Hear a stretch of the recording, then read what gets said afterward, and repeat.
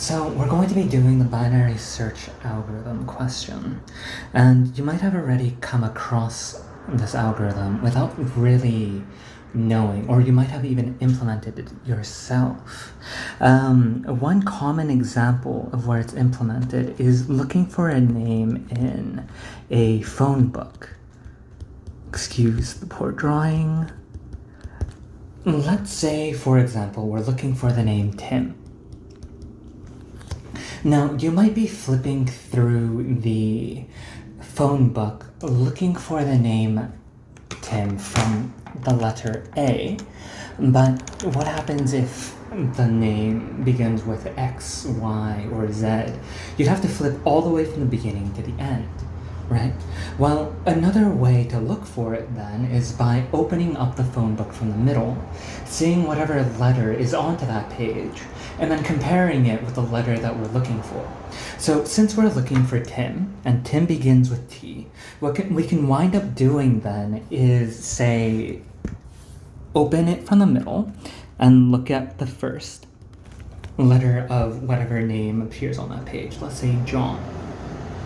Now, J comes before the letter T, which means every page that comes before the one that we're currently on, that being the one with John here, would not contain the letter T, since everything in between here to the page here would be A, B, C, all the way down to J. And in this subset, T does not exist, which means that we can eliminate everything here and also on this page, and we can go on to the next page to go look for the letter. And the reason why we would look at the next page then is because, well, we already know T follows the letter J, right? So that means this subset goes from the letter J all the way down to X, Y, and Z, where T resides somewhere in the middle. And now that we've divided the possible pages in approximately a half, what we can then do is say, well, why not just open up from the middle again, right? And this time, let's say we fall onto the letter S. So the name Stefan, or Stephen, depending on however you pronounce it. And we do the same comparison, where, well, does S come before or after the letter T? Since we know S does not equal T, right? And S does in fact come before T. So we can say, well, between J and S, T is not in any of these pages. And so we can once again eliminate these results and look somewhere in between this S and XYZ pile, because T is definitely going to fall in between. And we can keep repeating this process until we eventually get to the result that we're looking for. Now, one thing to note in regards to this is, since we're comparing before and after and the values of these results, they have to thereby be sorted. Otherwise, we'd just be going blind, flipping between them arbitrarily, hoping that we get to the eventual result.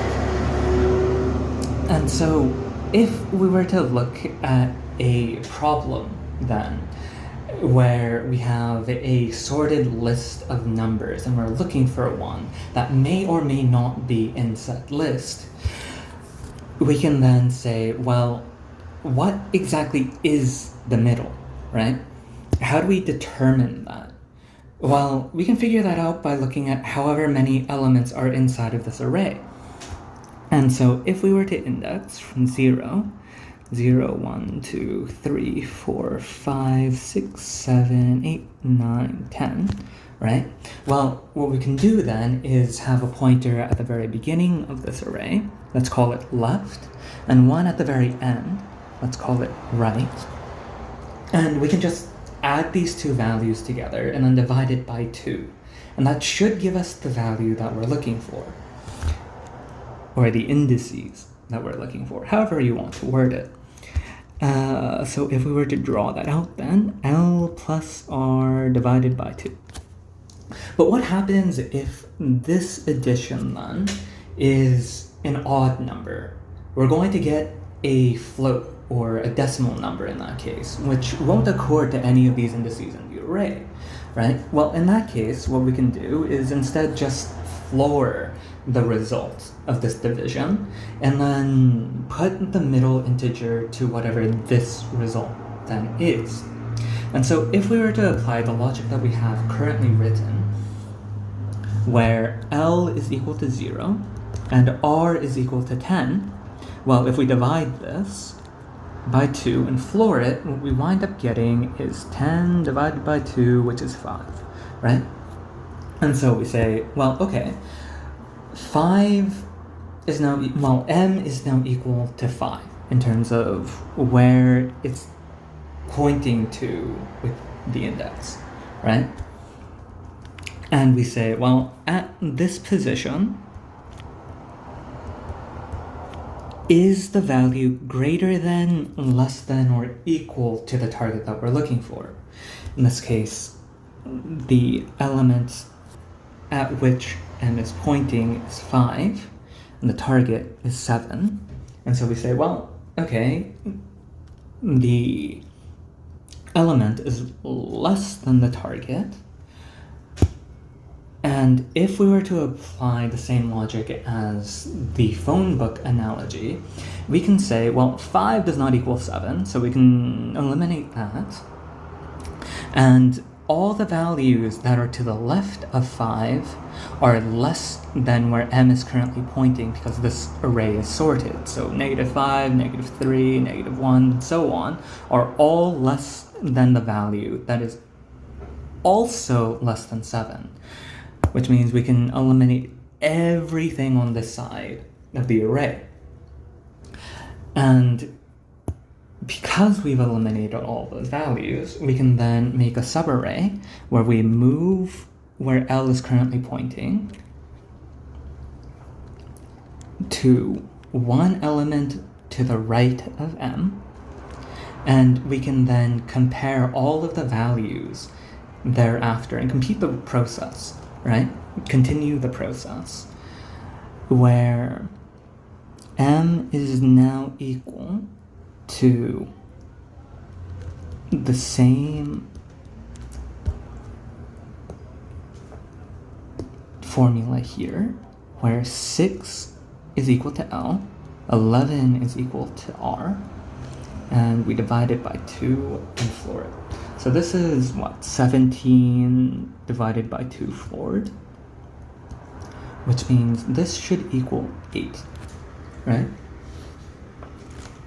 And so now M is moved to this location, and we say, okay, well,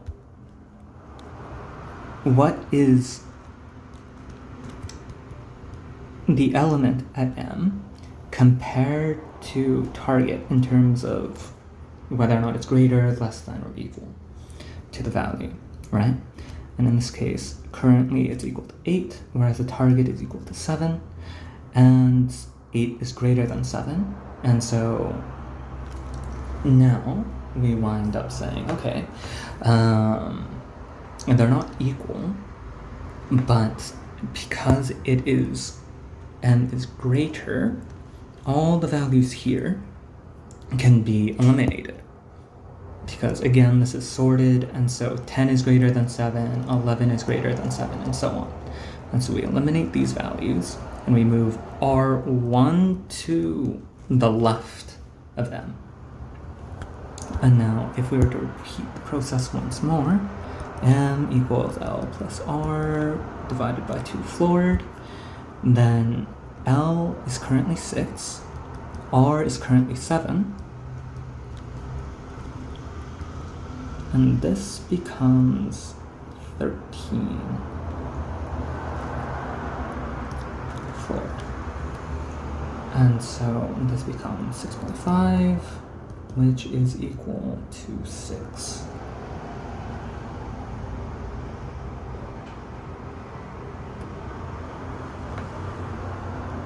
And so array